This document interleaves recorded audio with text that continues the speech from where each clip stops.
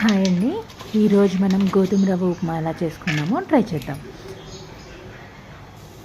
First కొంచెం బాండీలో oil వేసుకొని పల్లీలు, పచ్చెనగపప్పు, కొంచెం జీడిపప్పులు వేసుకొని వేపుకొని పక్కన పెట్టేసుకోవాలి.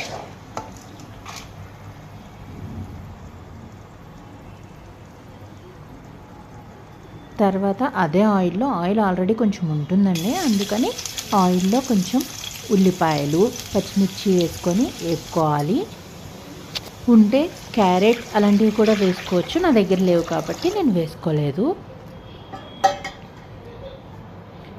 నీళ్ళు బాగా కాగిన తర్వాత ఇప్పుడు మనం కొంచెం టేస్ట్కి తగ్గట్టుగా సాల్ట్ అడ్జస్ట్ చేసుకోవాలి.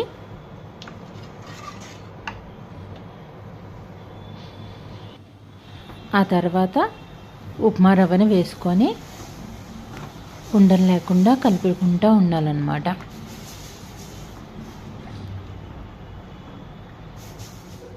మూత పెట్టేసుకొని ఉడికిపోయిన తర్వాతకి లాస్ట్లో తినే ముందు మనం ఏ పక్కన పెట్టుకున్న పల్లీలు అవి ఉన్నాయి కదా, అవి వేసుకుంటే చాలా బాగుంటుంది.